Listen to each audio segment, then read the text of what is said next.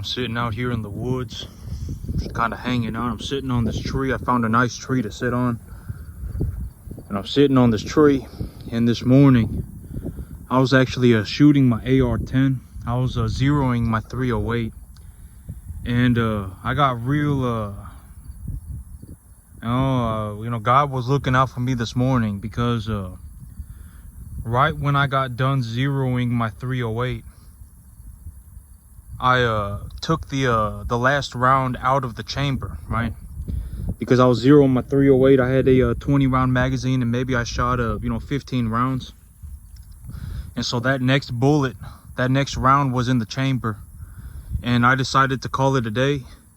And I racked the chamber, and it ejected the round, right? And look at the round that was sitting in the in the chamber. Look at the round. I don't know if it's gonna zoom in on, but look at this.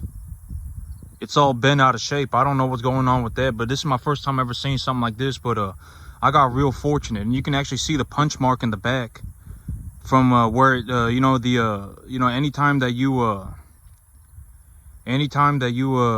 seat a round in an AR-10 or AR-15 type rifle, it puts a little punch on the back of the on the primer. It puts a little punch on the primer, and so you can see that little punch in the primer. And I decided to stop shooting for the day, and I was like, my rifle's zeroed, and I got everything squared away. And so I pulled the last round out of the magazine, and take a look at that. It's all bent out of shape, and so I'm gonna hold on to this. This is my lucky bullet. But God was looking out for me this morning, because I don't know what's gonna happen if I shoot that. I don't know what would happen if I shot this. I'm gonna put it up somewhere on a on a dresser or something at home, and I'm gonna keep it as my good luck charm. God was looking out for me today.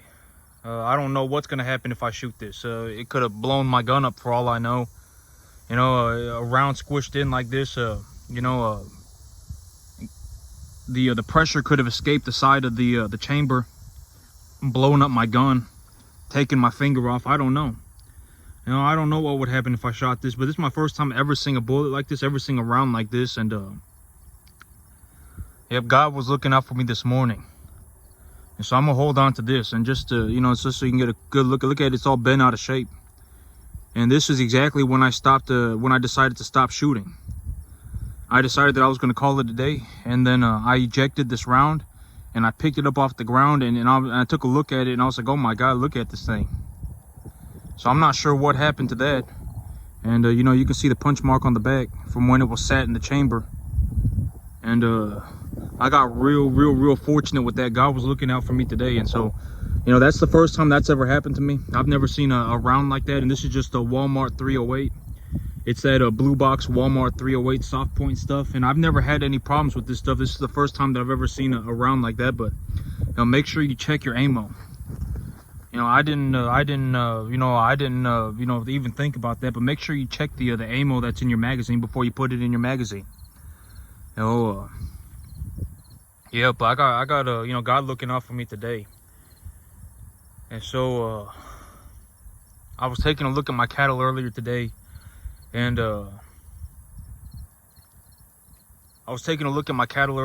and I think that my cattle are going to be ready to go.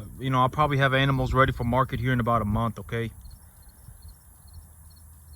I'll probably have animals ready here in about a month, and I will start liquidating them. And the whole idea is that when I start liquidating the animals, if I put that money back into my business, I'll effectively, for me to keep myself at an 80% leverage, I already need to take some more. I actually do need to take some, more. Just to keep myself at 80% leverage. All right, definitely every single dollar that I bring in, I would need to leverage against once I have stabilized the asset. Okay, every dollar that I go into the net positive, I will have to leverage against it to keep myself at an 80% leverage. And so the amount of money that I'm making is going up tremendously fast. And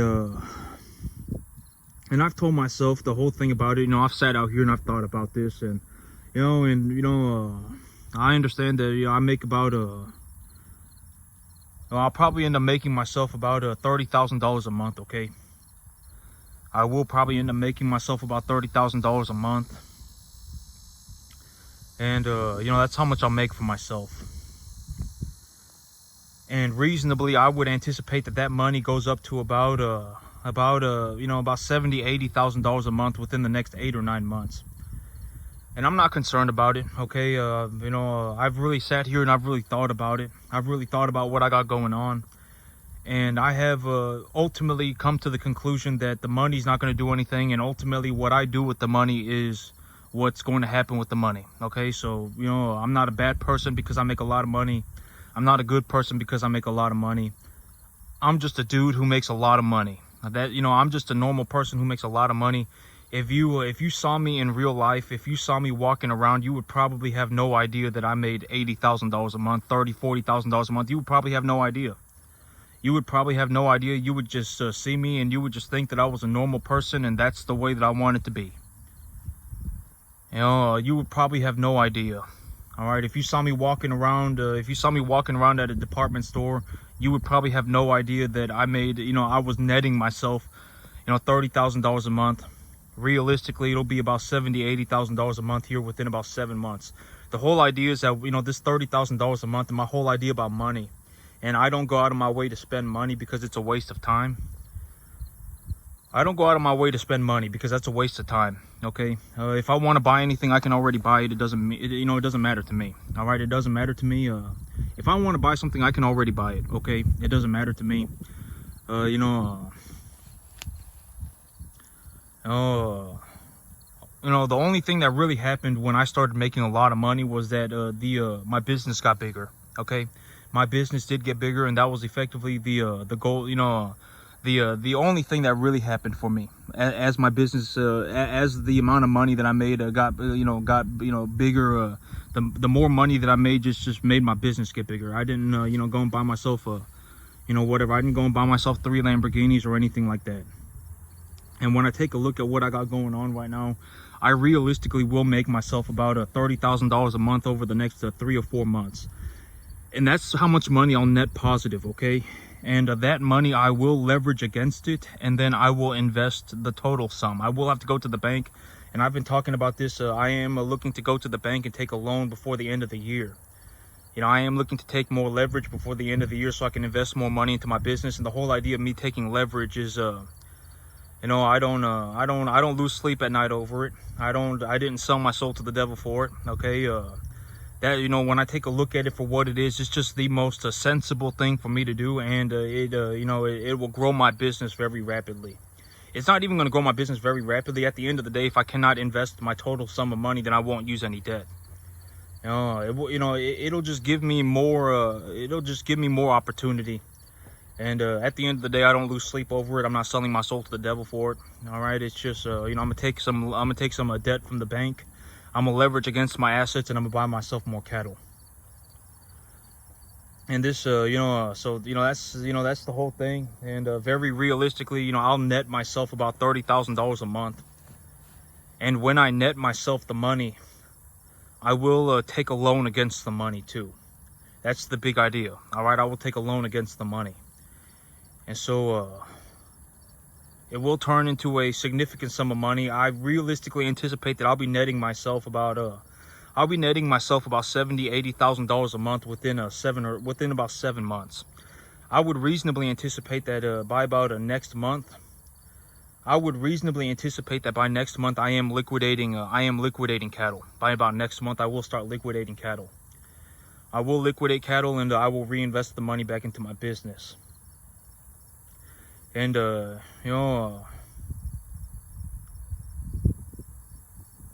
whole thing, the whole thing about Charlie Kirk is that and I was taking, I was just I watched the whole thing. I did watch the whole thing. And Charlie Kirk, the thing about Charlie Kirk is that he didn't do anything to anybody, okay? My whole thing about it, like, if you don't like what someone's got to say, then go somewhere else, right? Because the whole thing about it is, it's a free country.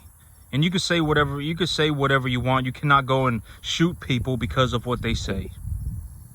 All right, if you want to discuss ideas, then you should be freely allowed to discuss your ideas. And if someone goes against your belief system, they're you know, it's their God-given right. You know, it is their right to have that idea. If it goes against your idea, nobody cares. Okay, you don't go and shoot somebody because they don't agree with your idea. All right, my whole thing about it, and I do this in my life, right? You know, the thing I like about being out here is that I don't got to deal with any idiots. All right, I like being out here because I don't have to deal with any idiots. You know, at the end of the day, I keep my peace with God. I run beef cattle. I understand that I make a lot of money. Oh, and I'm not saying I'm a saint, but you know, this whole thing, I don't think that this whole Charlie Kirk thing, I don't think that it's a cover up. Okay, I don't think it's a cover up. I think you know, the guy that they got, I think they're grilling him. I think they're juicing him. I think they're squeezing him. And they're, you know, because the whole thing about this situation that's kind of iffy is that this guy, there is no smoking gun. There is no smoking gun. If Charlie Kirk had actually been shot by a 30-06, that 30-06, you got to understand, 30-06, that caliber. People use 30-06 rounds to shoot elk. They use, you know, you can use 30-06 rounds to shoot bears. All right, a 30-06 would have gone straight through him at 200 yards. It would have just gone right through him, okay? And I know that this is kind of gruesome, but you know, but there is no, as of right now, there is no smoking gun. But it is awfully suspicious that this guy was sitting on the roof, right? I mean, he probably, you know, I don't know what's going on, but they probably grilling him. You know, the FBI is probably juicing him, okay? They probably juicing him. They probably squeezing him real hard. They probably grilling him. They probably got him in a room and they're saying, you know, this you know, looks real bad for you, and it looks like you're gonna get the death penalty. And unless you pull something out of your rear end right now that's gonna, you know, that nobody knows about but you and God, I mean, you know, it looks like you're gonna get the death penalty for this. And they probably got him in a room and they're probably squeezing him. All right, they're probably juicing him real bad. They got him plastered all over the TV. You know, they're showing him the TV and they say, look, you know, you on the TV right now, and it looks like the Attorney General is going to give you the death penalty. It looks like you're going to get life in jail. It looks like you're going to get the death penalty. Unless you got something up your rear end that only you and God know, you know, only you and God know about. I mean, and you pull it out right now. I mean, you know, you probably, this doesn't look good for you, right? And so, I mean, very realistically, you know, that's probably what's happening. You know, but because as of you know, what I know so far, there's no smoking gun. There's no smoking gun. You know, until I see a smoking gun. You know, and I don't think it was a 30-06. I think that the 30-06. I think that bolt action, and you know, and this is what I call a moron Megazord, right? It may not have just been this guy. It may have been this guy and several other people, and you know, who knows? This guy may be on some forum somewhere, right? They're probably squeezing him for everything that they can get out of him. Okay, that's probably what the FBI is doing. I don't think that they're covering it up. I don't think that the FBI is covering it up, and I don't think that the FBI is covering it up because Charlie Kirk did not do anything to anybody. That's why I think that the FBI is not covering this up. I think that the FBI is not covering this up because Charlie Kirk did not do anything to anybody.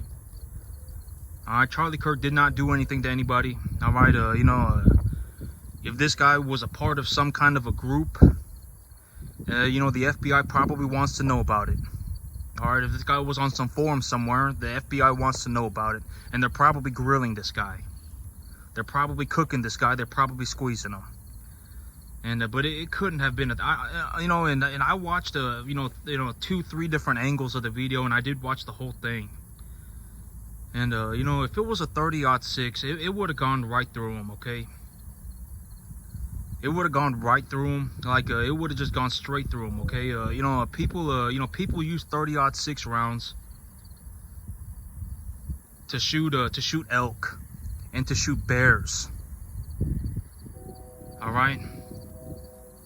From what I reasonably deduce, I think that it could have been something like a pistol caliber carbine. Like you know, it may have been like an AR-9.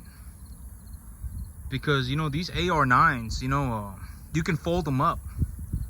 You can fold them up real fast. You can and they're accurate. I mean, they're accurate to about 200 yards. And whoever shot Charlie Kirk, I don't think that they were aiming for his jugular vein. I think that they were just taking a center of mass shot. I think that they were shooting center of mass, and they just happened to hit the guy in the jugular. They just happened to hit Charlie Kirk in the jugular. I don't think that they were aiming for his jugular. And when I take a look at what happened, you know, a part of me thinks like maybe it was like a 9mm carbine.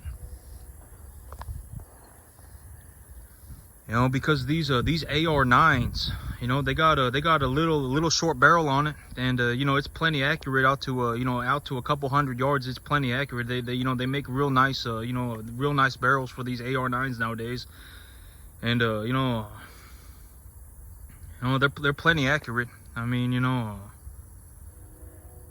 and I don't think that the guy was, you know, but I don't know. You know, it's a lot of speculation, but I don't think it was a 30-06. And that 30-06, you know, it may have been planted there by one of his, if it is truly this guy, okay? Because the thing about, you know, the justice system is that there needs to be a smoking gun. All right, you can't just go and you know, say that, you know, you can't just decide whether or not somebody's guilty because you feel a certain way about it, okay? This is a horrible situation, and a man who did not do anything to anybody has died. All right, and it is a horrible situation, okay? But we can't, you know, we can't go and put somebody to death if there's no smoking gun. All right, and until there's a smoking gun, you know, he may have been part of a group. And if he was part of a group, the FBI probably wants to know about it. And they're probably grilling him, okay? They're probably cooking him alive. They're probably squeezing him. They got him plastered all over the news. And, you know, they're saying, you know, this looks horrible for you. You know, this looks real bad for you. And we want to know what's going on. You know, maybe if you got something up your rear end right now that only you and God know about, now is the time to pull it out. Because if you don't, it's looking real bad for you, all right? Now, that's what I think. And from what I saw, you know, and I watched multiple videos on it, and I did watch it uncensored. It's not you know, real pleasant. And from what I saw, I'm like, maybe it was like a pistol caliber carbine. You know, something like a 9mm carbine. Because, you know, a 9mm carbine, you know, it's a pretty short barrel. It's accurate. I mean, if the guy was 100 yards or something like that, if the person who shot was 100 yards or so, then they could definitely, you know, and they were just aiming center of mass, and they just happened to hit him in the jugular. I mean, it's plenty accurate enough to do that. You know, I don't think that they were aiming for the jugular. Nobody aims for the jugular, okay? Nobody aims for the jugular. All right, you know, people usually aim center of mass. You know, where the heart is, like the middle of your chest. That's usually where people aim, and it's not even people. You know, it's like on any animal too.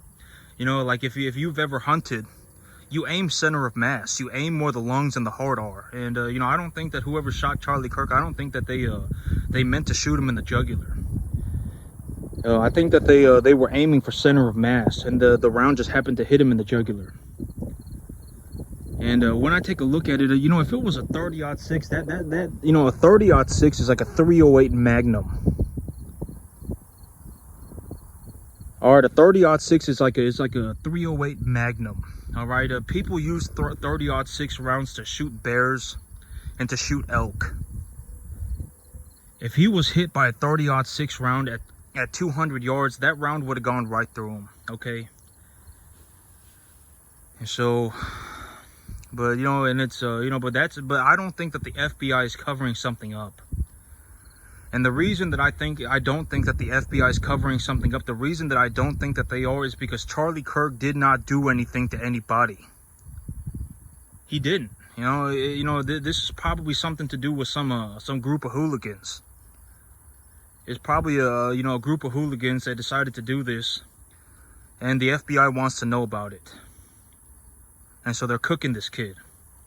They're grilling them. They're squeezing them. They're, it's looking like you're not gonna, it's looking real bad for you. And, maybe you can walk away from this thing, without, getting put, who knows, right? I mean, maybe there's a, there's a chance for you if you pull something out of your rear end right now. Maybe there's, who knows, right? But there is no smoking gun.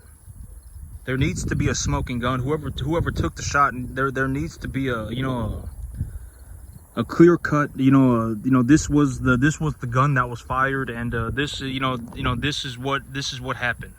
There is no smoking gun right now. And it could have been a group of hooligans. It could have been a group of hooligans. Nobody knows, but the FBI, I don't think that the FBI is covering anything up, okay? I think what's happening right now is that they're grilling the guy that they got. They're grilling him real hard. They're squeezing him, they're juicing him, and they're seeing what they get. But it is very unfortunate. And nobody aims for the jugular, okay? Nobody aims for the jugular. That's not something that you do, all right? It's not something that, it's not like, oh my God, I'm gonna aim for the jugular. It's just not I don't think that the person who shot Charlie Kirk was aiming for the jugular, okay? They were probably aiming center of mass and happened to hit him in the jugular. And so it's very unfortunate. But there's no smoking gun. There needs to be a smoking gun. But this kid, why was he on the roof, right? Why was he on the roof, and what was he doing? He had what was he doing? What was he doing on that roof? Something ain't right? Or if there was something he had a reason to be on that roof. I mean, then let it be. I mean, why were you on the roof, right? But I don't think that the FBI is covering anything up. And here in maybe 2 weeks, I'll start liquidating my cattle, and I'll start putting the money back into my business. I will start putting the money back into my business. I do believe that I will net myself about $30,000 a month. And when I net myself about $30,000 a month, I also need to leverage against that money before the end of the year. I do need to leverage against that money before the end of the year. I do want to, okay? Not that I want to, that's what I've reasonably deduced that I'm going to do. I'm looking to leverage against that money before the end of the year. And, I'm not going to lose sleep over it. The whole thing about me taking debt and me using leverage, I don't lose sleep over it, okay? I don't lose sleep over it. I don't sell my soul to the devil for it. I've made my peace with God about it. And I'm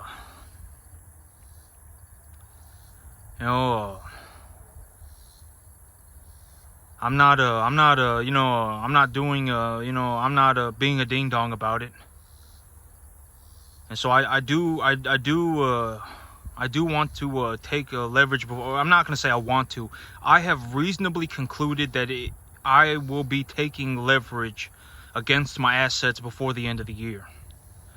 All right, and so every dollar that I make, I'll effectively have to leverage against it. All right, every stabilized animal that I have, I will have to leverage against the animal, and the pool number 2 is getting very large.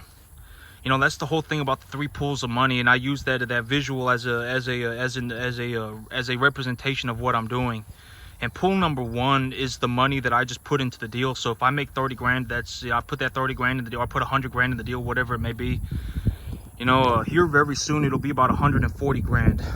Within about 2 or 3 months it'll be about 140,000. And so that's the money that I put in the deal, right? Pool number 1 is the money that I put in the deal. Pool number 2 is the unrealized gain, and pool number 3 is the check in my hand.